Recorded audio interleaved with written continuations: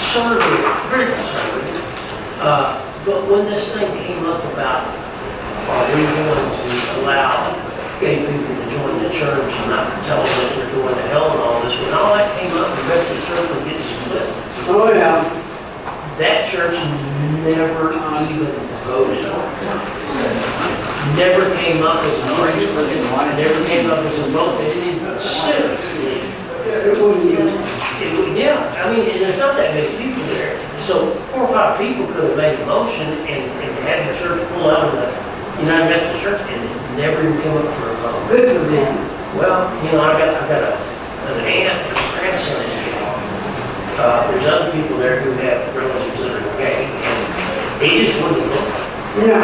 There were 4 families that formed that church in line with the world. Nice. They have a cemetery there that is a separate corporation. Really? It's a separate corporation. Exists solely to preserve the cemetery. And they've got about $100,000 in the bank.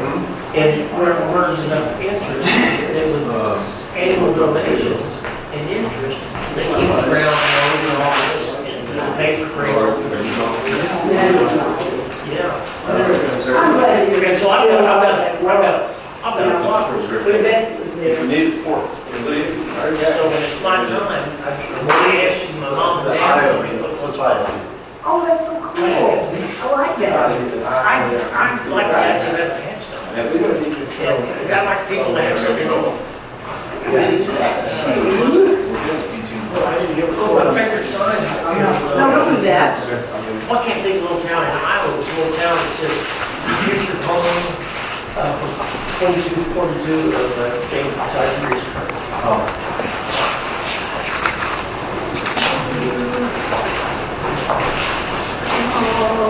Hi.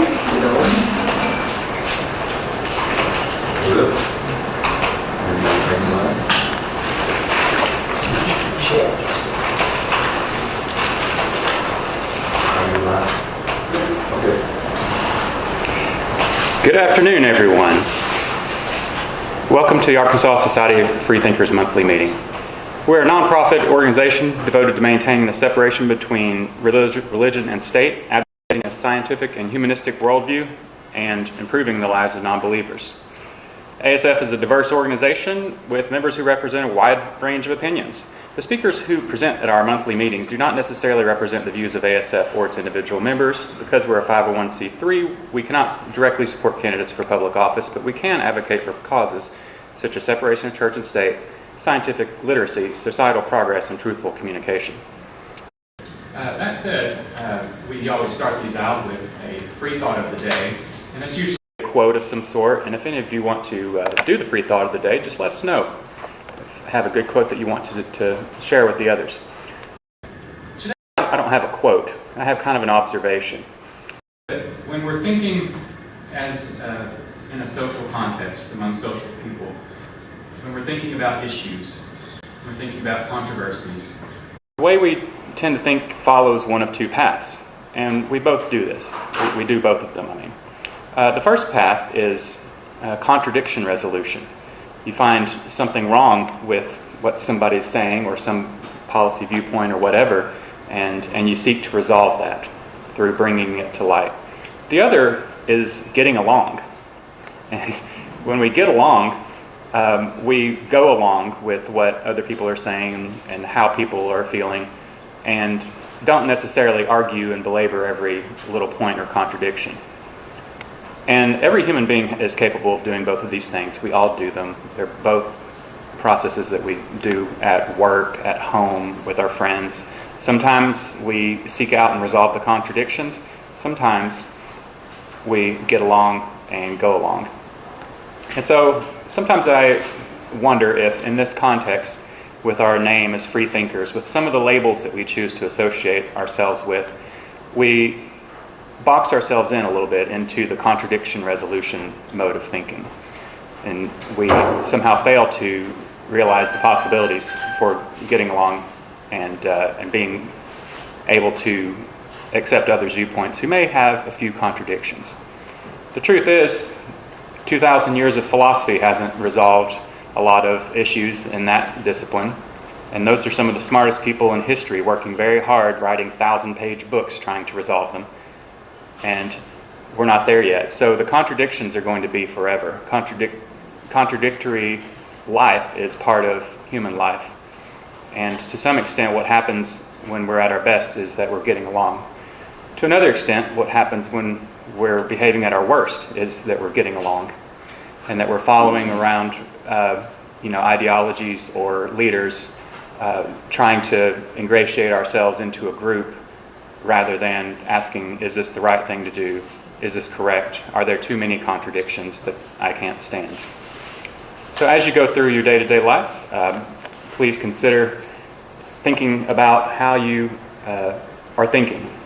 Are you arguing with people and trying to resolve contradictions, which does make the world better but also creates conflict? Or are you getting along, which brings us unity but also has its pitfalls? Now, one of the key functions of ASF is to help free thinkers make friends and connections. And if there's anyone to your left or your right who you haven't met yet, haven't shook their hand, if you could just take this moment and say hi to them rather than sitting awkwardly next to someone you haven't met yet. This is the getting along mode of thinking.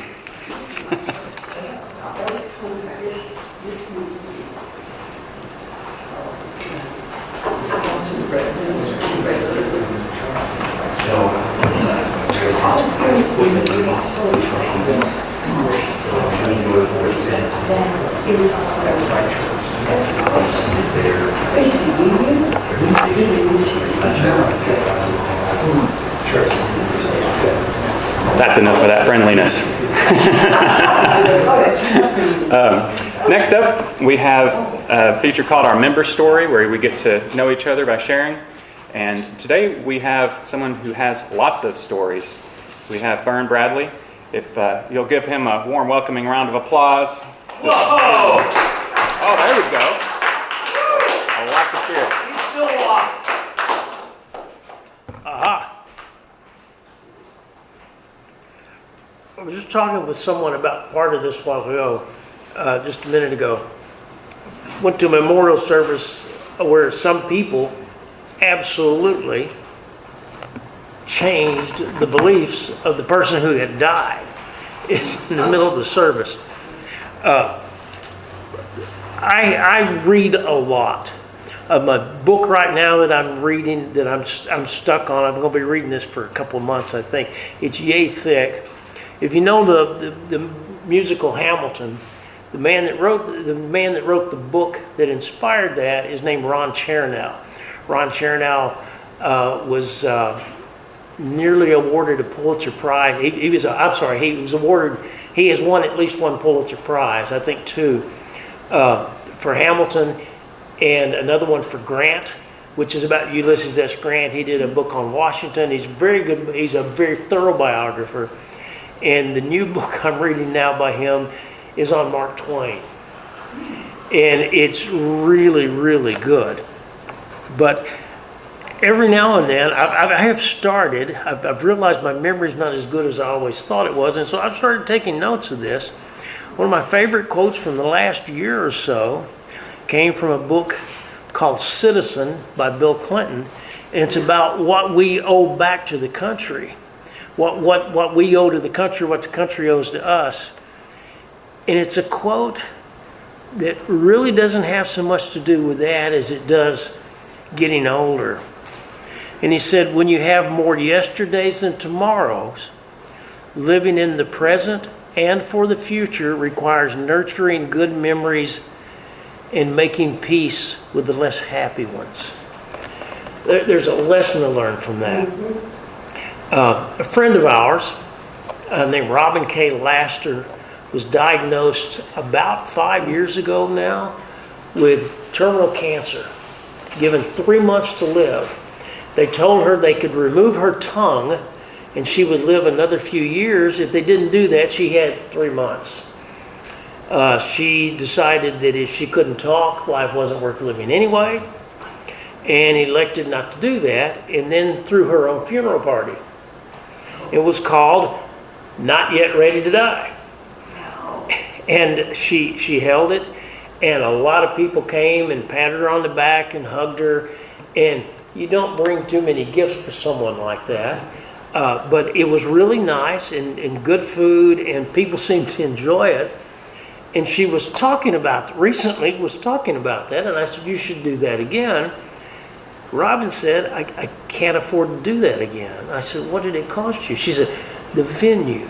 Well, she had the party at Milford Track, which is across from Hart Hospital, back behind some of those buildings. A nice place to eat, but they've got a private room there, and they charge a pretty good price for that. She paid for the venue, and other people picked up the tab for balloons, the black balloons, and everything else that were there.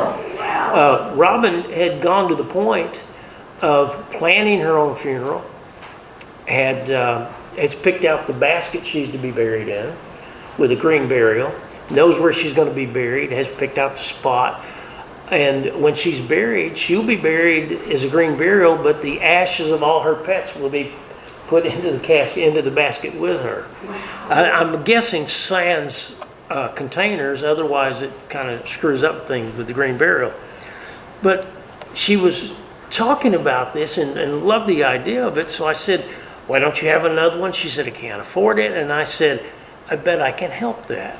So I got a hold of Chris Barecki, and I said, can we do this? And what we did is we have secured pavilion number 2 at Murray Park for next Sunday. So a week from today, and it's the Still Not Ready to Die party. Oh, wow. It's going to be a potluck affair. We encourage you to bring something for you to eat and something to share. And Robin will be there, and Robin's excited about it, and she's going to be bringing a lot of people from her kickball team, as I understand it. They got rather excited. It's one of those things that, had I not happened to be talking to her at that very moment, had this happened at any place, I wouldn't have thought of that. I wouldn't have thought of having the group pay for a pavilion and then inviting her to do it. She just happened to be talking about how much she enjoyed that, and I thought, well, do it again, and she said she couldn't. And that's how we came about that. And sometimes we get ideas and we just need to act on them. And Robin is a really good example of nurturing good memories and making do with the less happy ones. Her partner of something like 34 years died a few months ago. And someone recently had contacted her and said, hey, do you feel like doing this? She said, I really don't. I'm still mourning my husband. And goes, hasn't it been a few months now? And she said, well, it's been a few months, but it hadn't been 34 years. In 34 years, I'll probably be over this. It appears that she's not anywhere close to dying yet. She's still got cancer. They're still treating it, but she's still hanging in there. And so everybody get out at 10 o'clock in the morning till 2 in the afternoon.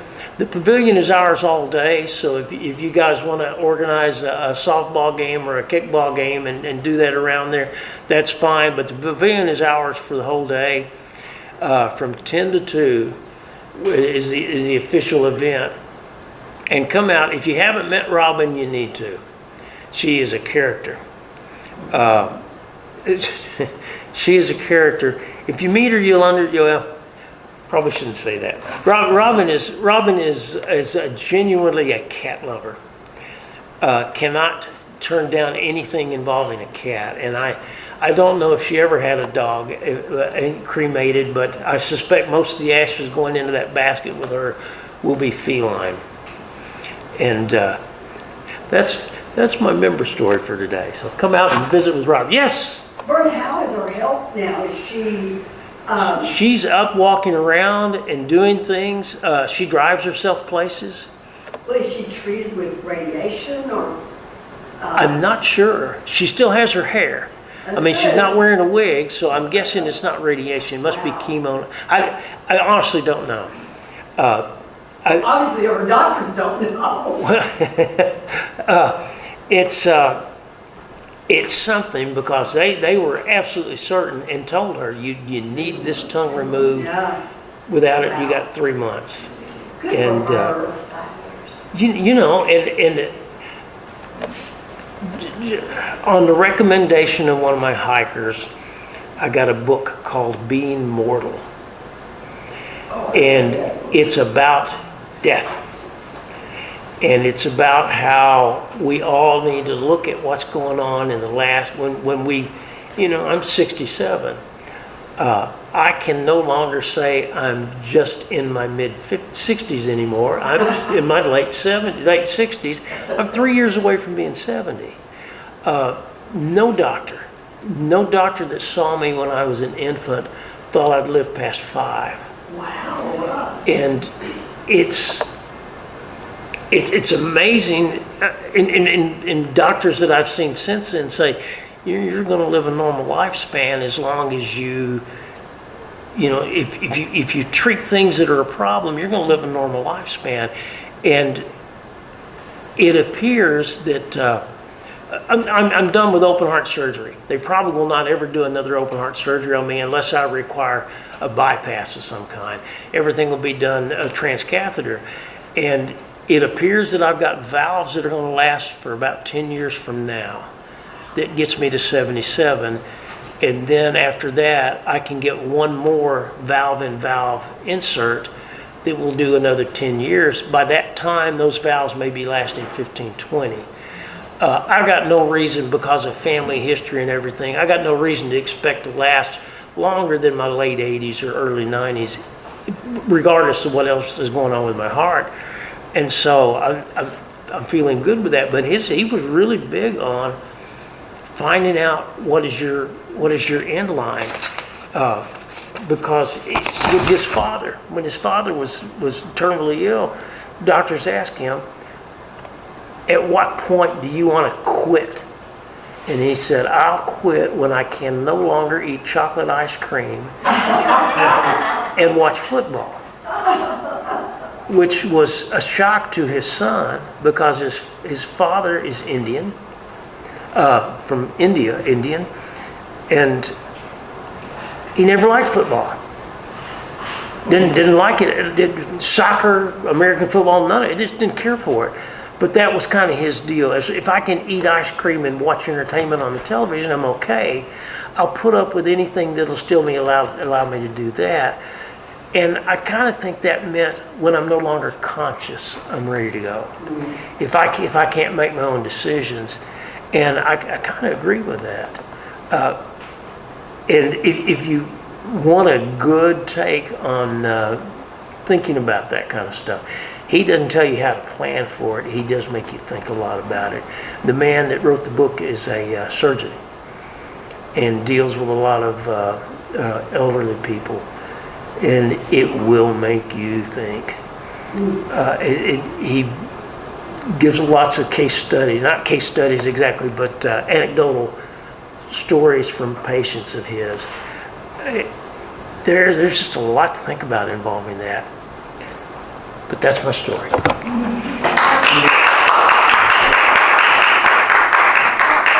I put my phone Pavilion 2.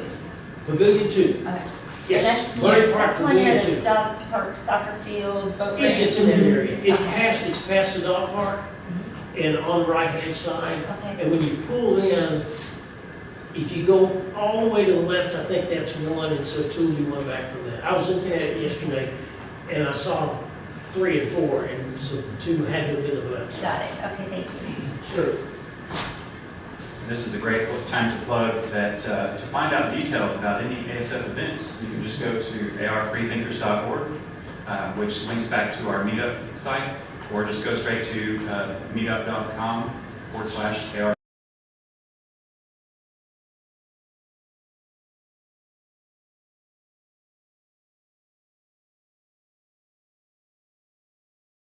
Are popping up and just have kind of one-stop shopping. There are even more sophisticated ways than that, and I still run around like a chicken with my head cut off. Also, in the contradictory resolution frame of thinking, I wonder about that biodegradable casket and what kind of shape it's in 5 years later. I don't You'll know have to what find out the details when you go there. You'll have to ask. That's the only way to be sure.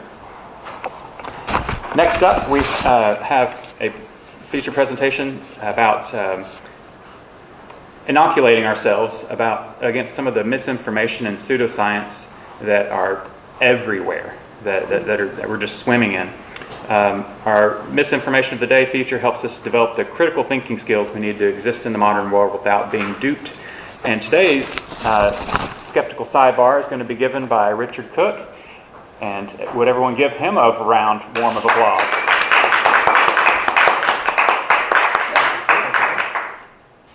First off, I have to warn you, my phone died yesterday. This does not behave at all like the old one. It is going to cut off, it's going to change pages, and I'm going to have to stop here and there. Bear with me. We'll get through it. Anyway, I want to talk about a simple way of evaluating the credibility of a statement. As Chris said, misinformation, there's probably more of that than there is of anything of value. And it's good to have a simple way of simply assessing this. Does this make sense? Can I just throw that away? Should I look into this more? Whatever. I have a simple three-part process. It's aimed, we can use this among ourselves. I use this sometimes on my own. I've often done something kind of intuitively like this, but this gives me a straightforward thing that I can just apply and move on. It's aimed, but it's also aimed at kids. Kids, probably anyone who is active on social media, needs to be aware of misinformation and so on. And I would love to see something along these lines taught as part of the curriculum so that kids are aware of what goes on with information and misinformation. This actually came out of either Science or Scientific American. I've lost the citation. I've looked several times. If you find anything like it, please let me know. I just have to give credit there. So this is a three-step heuristic.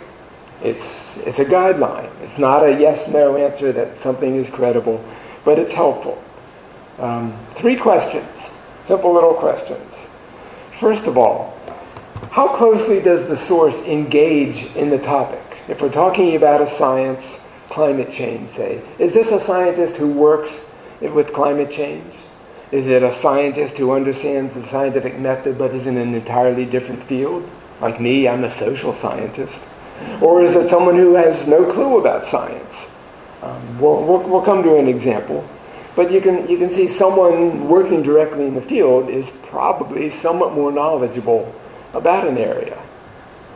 And the second one, and this was a little bit new to me, is how settled is the field? Do people in the field, do they generally agree and argue over little topics, little minor things? Sticking with climate change, there's a lot of debate over the effect of clouds.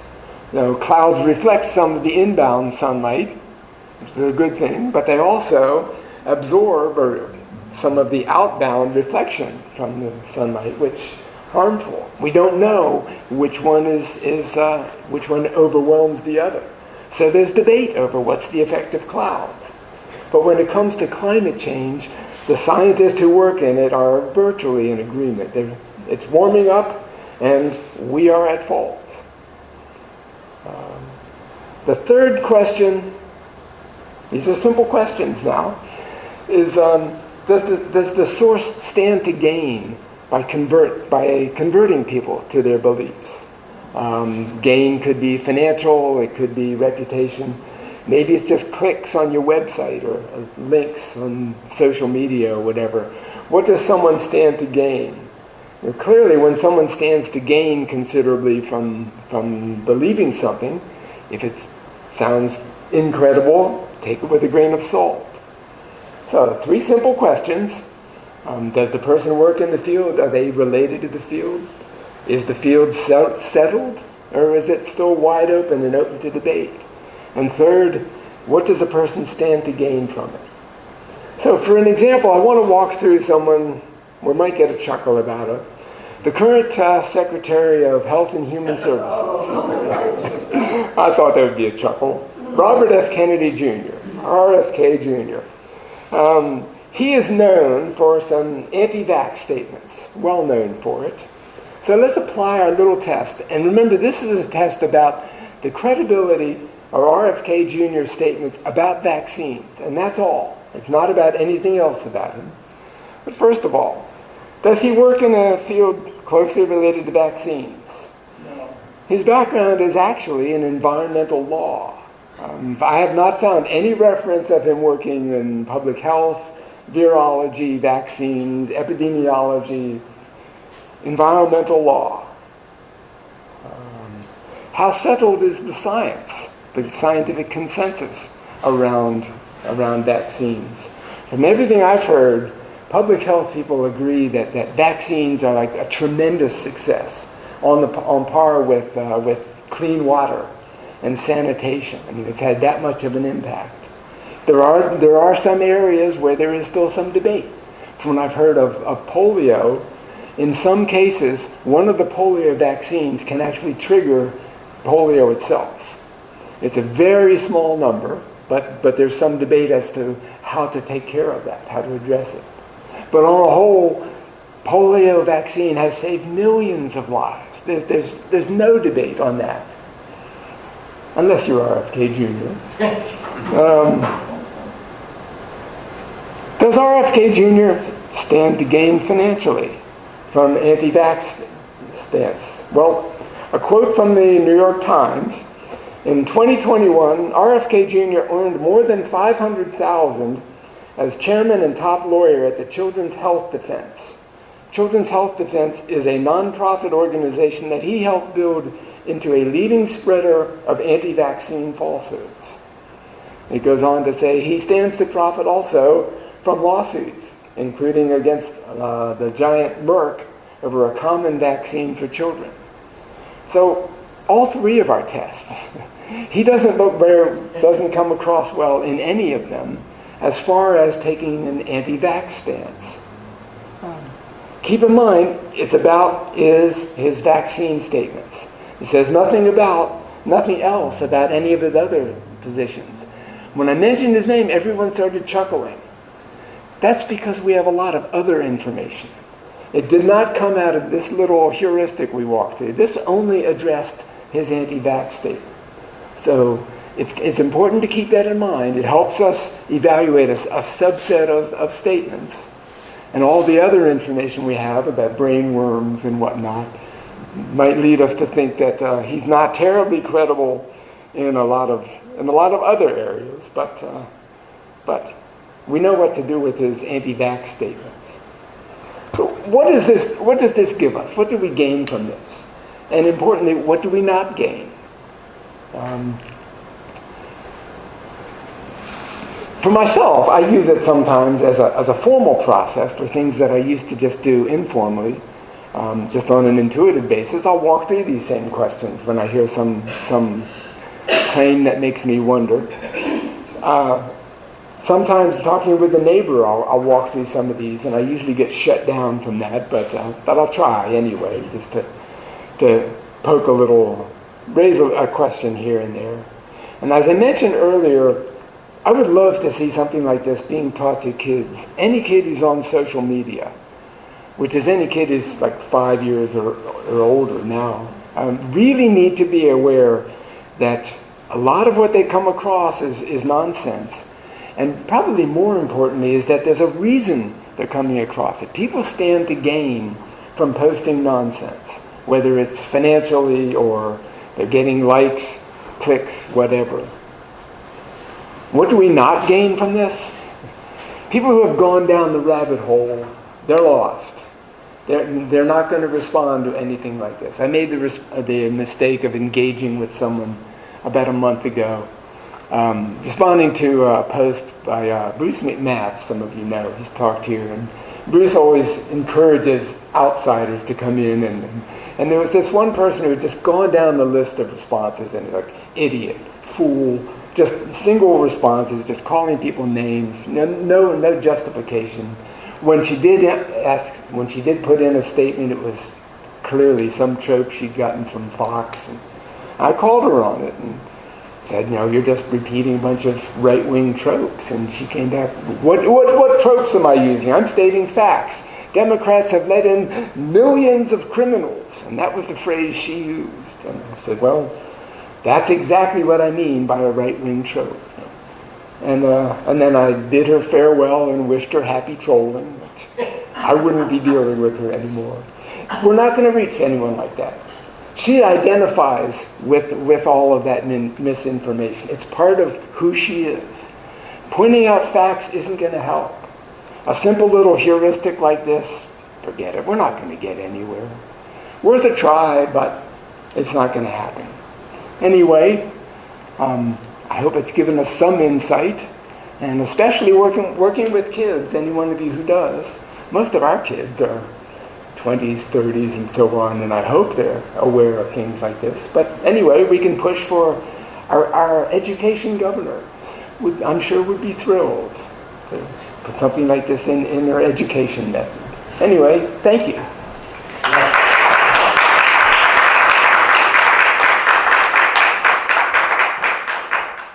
Thanks, Richard.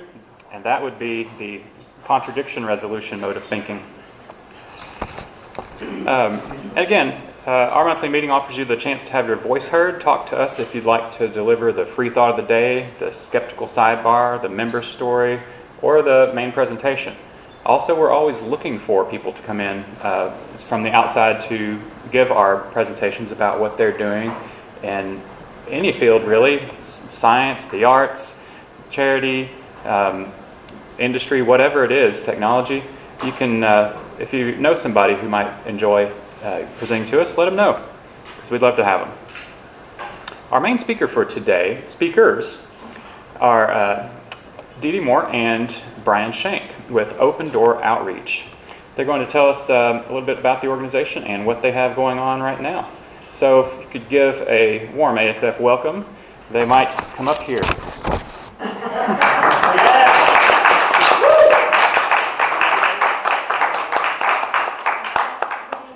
Each person, you're welcome. This is a wallet card. It has the same information on it that's up here, so that you don't have to feel you got to scribble anything down. And Brian has some extras. So if you think that you might like some more to hand out, you scratch this part from your speech because I got to leave at 2:20. So I'm just kind of going to talk a little bit at the beginning. So when you get to that, just scratch up. So I read his talk, but he asked me to just add anything that wasn't in the speech. So, and this was. So he's got wallet cards in case you might know somebody who wants more friends, needs to get out of the house, would like to volunteer. And these are very handy. Mine, I've started taking a photo of mine. If I know the person's phone number, say I'll just text it to you and they can save it in their phone and they can share it with people too. But people sometimes know somebody who's newly empty nested or retired or bored or lonely, or they just know have a good volunteer type spirit and might be interested in a card or a photo of the card. My name's Dee Dee Moore, and I am privileged and lucky to work with Brian. Brian took over the organization about 8 years ago and has done a bang-up job. And I just kind of help out because he has, y'all might know, poor Brian is like working 70 hours a week, so I've just stepped up a bit. And It's probably a bit of an exaggeration, but it's... he works a lot. And also very sporadically whenever he's needed, mornings, nights, weekends. So what I wanted to kind of say, since I may have to leave before he's done, is I read through the speech, and it emphasizes that we do need volunteers. Open Door Outreach is a group for volunteerism and friendship. It has both roles for making a community impact, bringing people closer, more connected in our community. Sorry, when you see that, just scratch that up. So, but it's not just that. What I wanted to add was we would love to have free thinkers. We want to collaborate with other organizations. The more people who get involved, the more organizations that work together, the more that gets done. And we want to have as big of an impact as we can with helping charitable organizations. So if y'all can just keep in mind, I know that the Free Thinkers have done outreach on your own. And if you'd like to do more outreach and partnership with us, you're not as the only partner. We'll partner with any organization, you know. And so we'd love to have you all partner. And our calendar is of activities. He's going to tell you how to find our activities. The shortest one is the tinyurl.com ODO calendar, but it's not the most up-to-date one. Meetup is updated as soon as we have all the information we need on a new activity, whereas tinyurl.com, it gets updated every Sunday night. So it's not even updated, it hasn't been updated since last Sunday, but it's easy and quick to look at. So that's all I wanted to say, and Brian, thanks so much for doing this. Sure. Oh, more cards, if anybody needs any. Oh, okay, I put some here, so there you go. Okay. Thank you very much, Dee. Appreciate it. So now I'll do a more formal presentation, just go through what ODO does, kind of a little bit, maybe its background. Open Door Outreach brings people together who would like to be connected or more connected to their community in the Little Rock vicinity. We bring about community connection through volunteering for charitable organizations. We also facilitate community connection through friendships and social activities. ODO is a non-profit organization, but it is not really a 501c3. We've never applied for 501c3 status. There's been no need for us to actually do that, and it's also kind of difficult, complicated to do that. I would probably need help from a lawyer or somebody to go through that process, I think. But in addition to that, we don't really have an official board of directors or anything like that. So no secretary. We don't really run on money. We don't ask for donations, so there's no need for a treasurer, for example. So we're more of just a loose-knit group of people who want to volunteer and serve the community.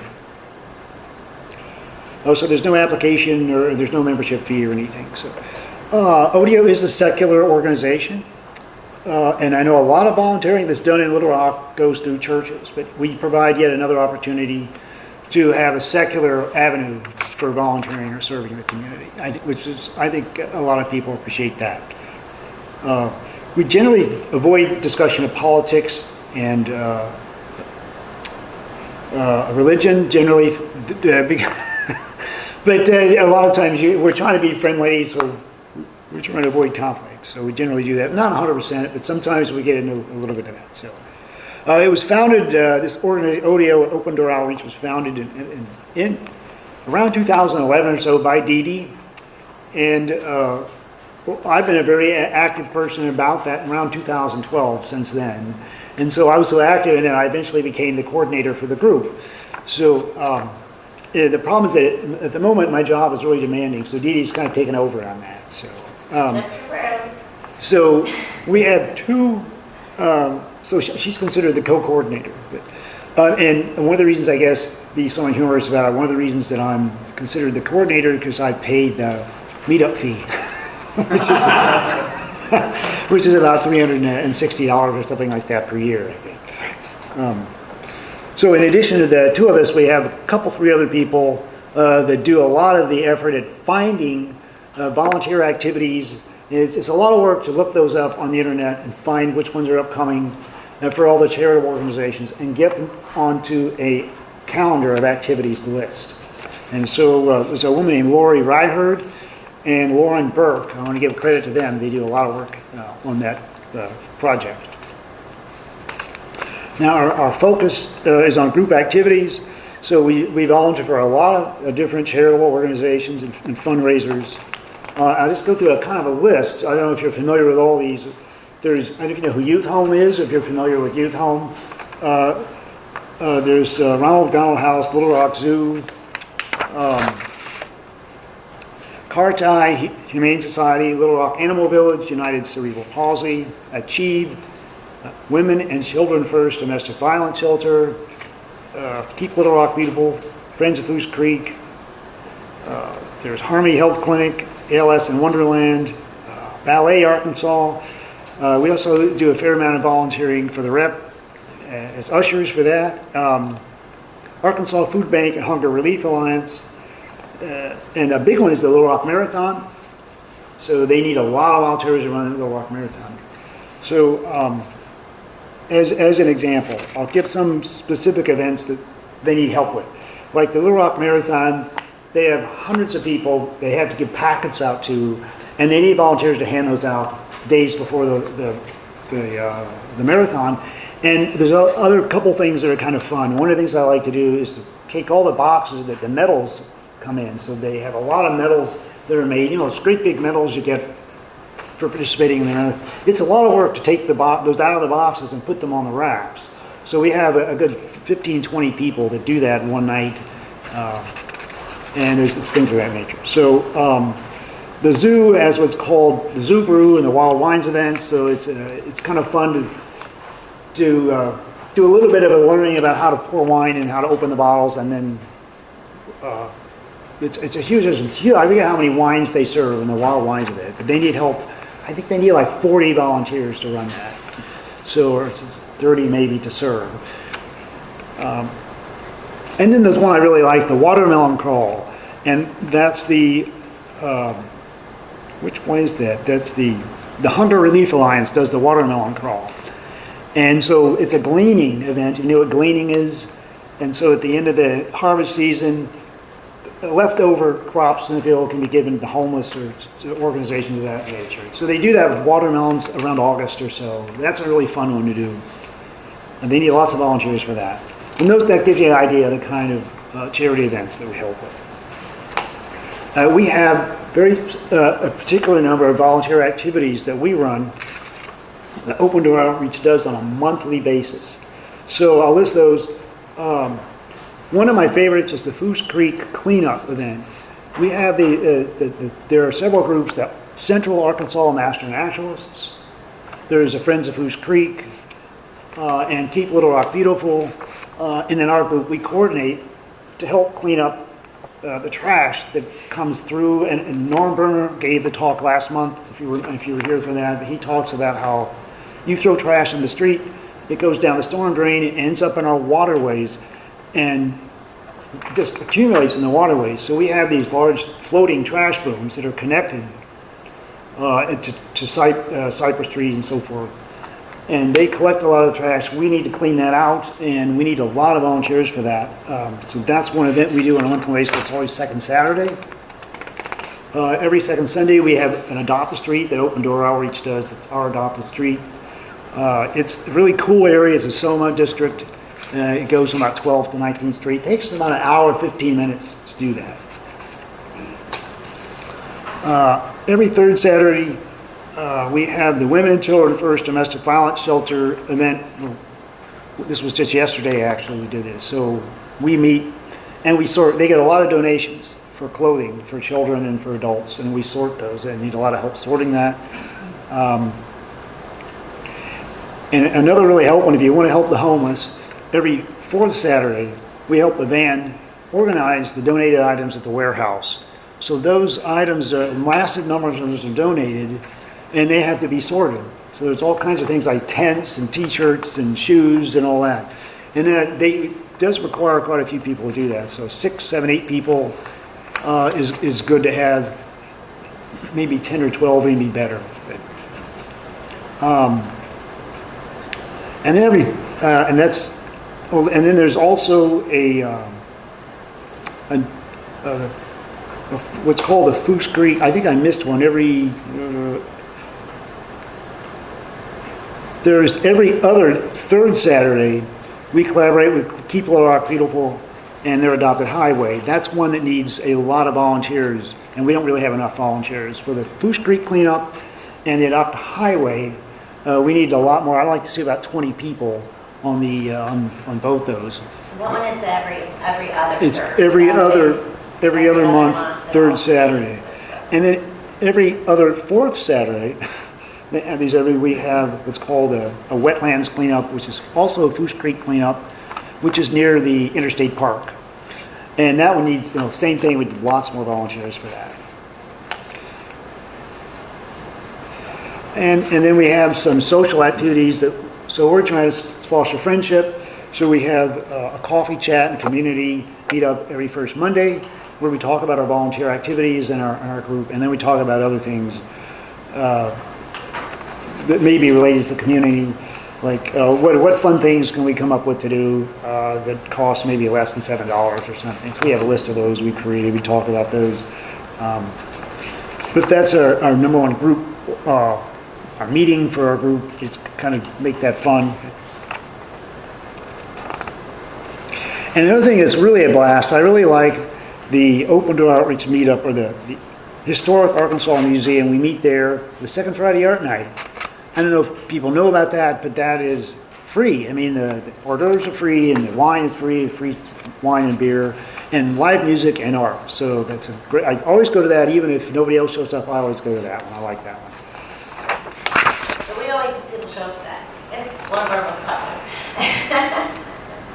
It's fun. Let's see, and then we have Dee Dee created this event, so to help celebrate people's birthdays, anybody that's birthday in the month, whatever month it is, we meet on the third Tuesday at a restaurant. It'll be an Andy's restaurant this coming Tuesday, I believe. And anybody that's the birthday of the month, or if you want to celebrate other people's friends you know in the group's birthday, we meet for that, and there'll be cupcakes.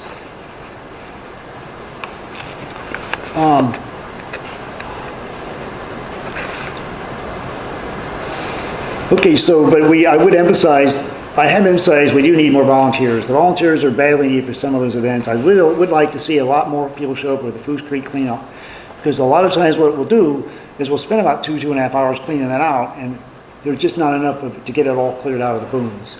So on several occasions, we've not been able to finish that.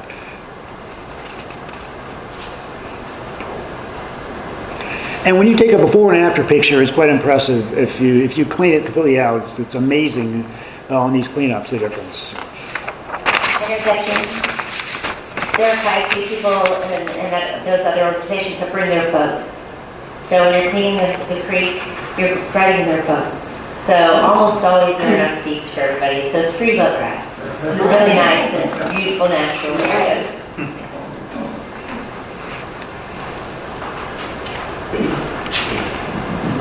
One of the things we have, in addition to Meetup, which is where most of our events are kept up to date, and it's probably the best way to keep up with what we're doing. But in addition to this, we have the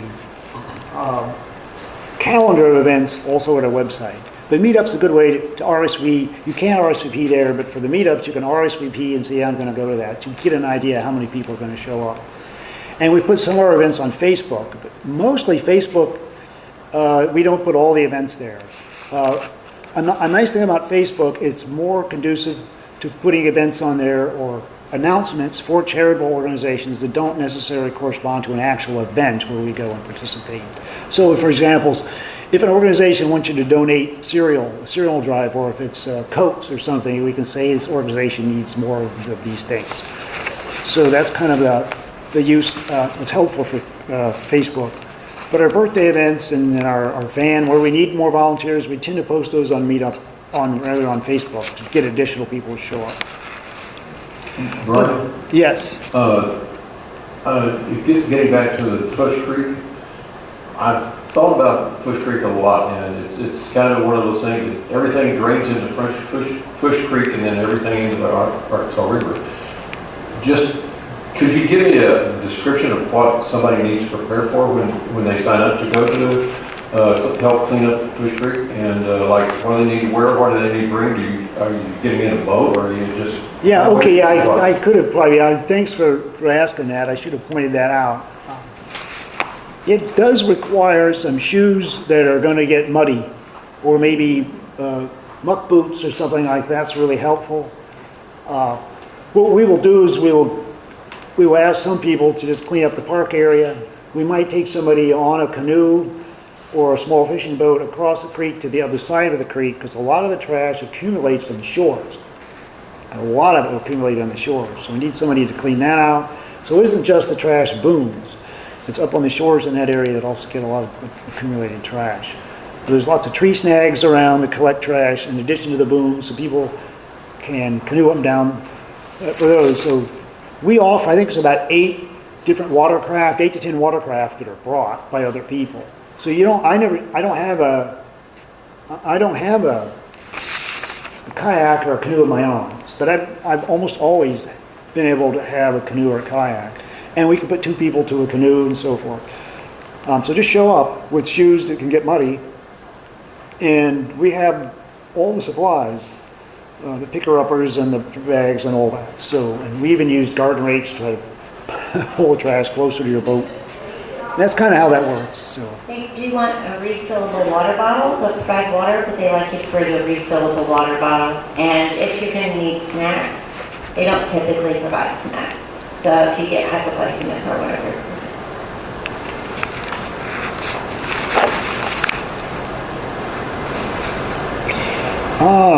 Let's see. The one thing about Facebook, though, we're trying to get people to help run the organization. So it's a small group of us, and it's kind of hard to keep up with all the posting and keeping the calendar up to date.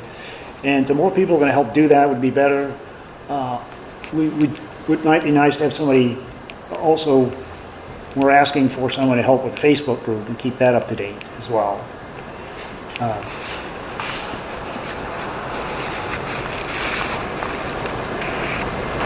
Brian's contact information is on the card. Just contact Brian if you want help. So, yeah. I'll get that.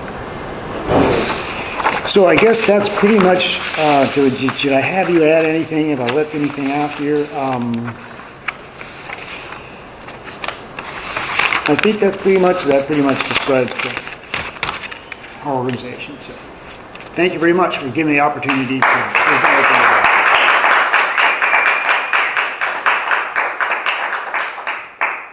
Anyone have questions?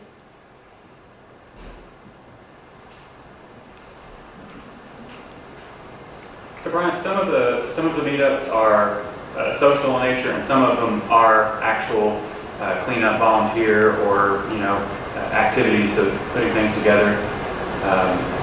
And that's interesting to me. That's an interesting mix that you're doing, kind of both at the same time. It's a way to get out of the house, away from those misinformation screens, but also a way to give back to the community. And I'm just curious, how do you find the balance between those 2 priorities? There is just, well, part of it is you can show up for whatever you want to show up for, and I would like to have more people show up to do the work, but then if you want to feel connected through some of the social activities, that's an opportunity. I don't know if there's really much of a balance problem there. A lot of those activities there is sometimes an issue with one of those activities coinciding with one of our volunteer activities, but it usually doesn't happen. So our Monday night, first Monday meetup for our group usually doesn't coincide with a volunteer activity. So the social activity is usually weeknights. Friday night, sometimes there'll be a charitable organization competing with our meetup for the second Friday art night. Mostly it's not too much of a problem, once in a while. Any other questions? All right. Well, thank you, Brian. All right, thank you.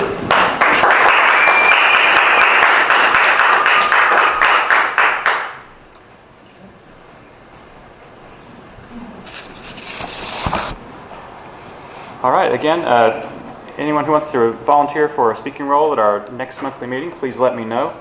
Coming up, tomorrow is Pint Night at the Flying Saucer, and that's at 7 p.m.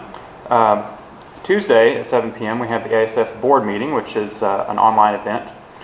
On Sunday, May 25th, as Vern mentioned, the Still Not Ready to Die potluck. And the details for that are on Meetup. Monday, May 26th, the very next day, we have a Zoom night meetup. And then on June 3rd, that is the first Tuesday of the month, so it is first Tuesday at American Pie Pizza in North Little Rock. So also I noticed on a flyer back there, on June 7th, there's a Soma Pride Parade in the kind of Soma district downtown. And I think that we would like to table at that. So if anyone would like to help out, please RSVP to that event. Right now, I've just got the details on there. And then there's a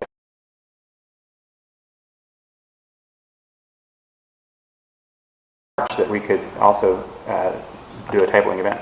So these are rewarding opportunities, both Open Door Outreach and ASF to, you know, again, get out and make a difference in your world and feel empowered.